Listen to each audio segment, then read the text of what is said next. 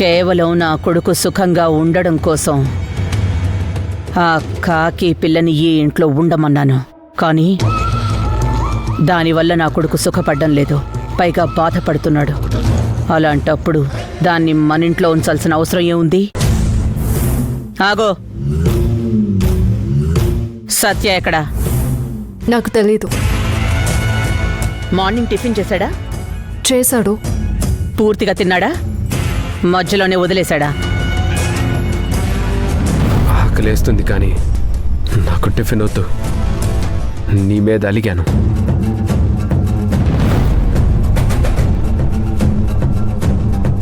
అడిగేది నిన్నే.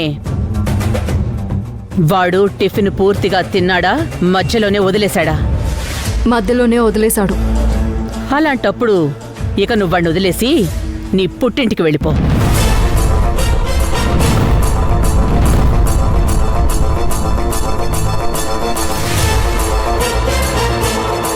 ఏంటలా చూస్తున్నావు? నా కొడుకు నీ దగ్గరుంటే సంతోషంగా ఉండాలి, సుఖంగా ఉండాలి, కడుపు నిండా తిని కంటికి నిద్ర, తృప్తిగా ఉండాలి. అవేమీ వాడి లైఫ్లో జరగడం లేదు. అలాంటివి జరగనప్పుడు నీలాంటిది ఎందుకు వాడికి? నువ్వు ఉండక్కర్లేదు. ఇక నీ ముఖమే మా ఇంట్లో ఎవ్వరికీ కనిపించక్కర్లేదు. ఆయన టిఫిన్ చేయకపోతే కూడా నాదే తప్పంటారా మనమ్మ గారు? ఆ కారణం చూపించి నన్ను ఆయనకి దూరం అవ్వమంటారా? చూడు, నీ నక్క నాటకాలు నా దగ్గర చూపించుకో. నీకు గతంలో కూడా చెప్పాను, మీ ఇద్దరికీ కోర్టు విడాకులు ఇచ్చినా వాడు కోరుకుంటున్నాడు కదా అని. వాడు సుఖపడ్డం కోసం నిన్నింట్లోకి రమ్మని ఆహ్వానిస్తే నువ్వు దాన్ని నిలబెట్టుకోలేకపోతున్నావు. మీకు నాకు కుదిరిన ఒప్పందంలో తేడా అయితే రాలేదు కదా మనమ్మ గారు.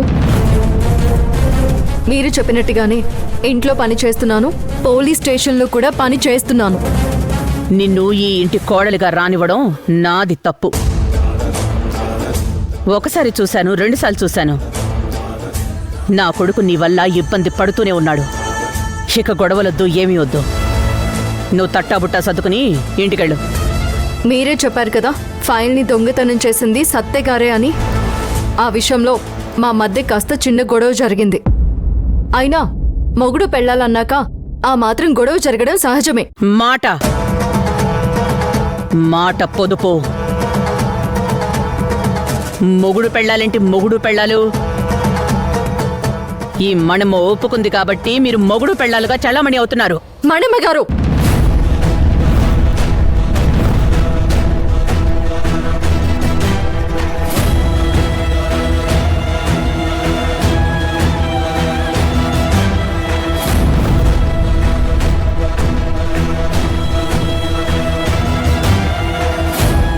ఏంటే నోరు లేస్తోంది?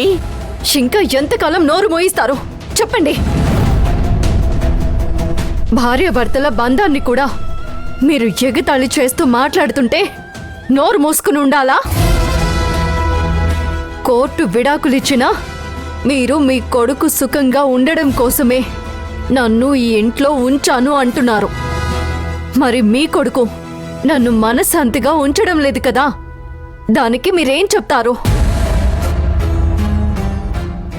గాలి అందరికీ సమానంగా వీచినట్టు మీరు మా ఇద్దరిని సమానంగా చూస్తున్నారా మనమ్మ గారు?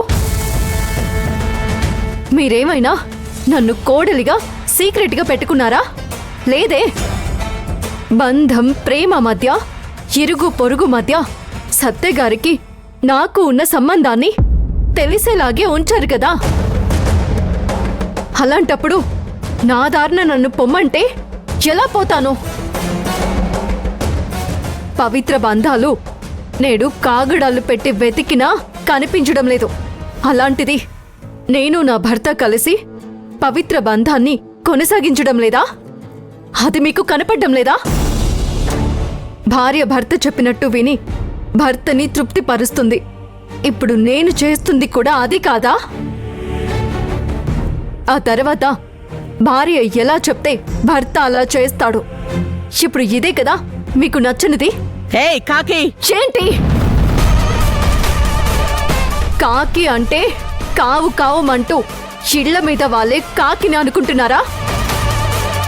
మీరు వెళ్ళగొట్టగానే వెళ్ళిపోవడానికి మంజు, ఏఎస్ఐ మంజు, ఈ కాకి యూనిఫామ్ కలేజా ఏంటో తెలియక మీరిలా మాట్లాడుతున్నారు. అయినా కూడా నేను ఎందుకు మౌనంగా ఉంటున్నానో మీరు తెలుసుకోలేకపోతున్నారు.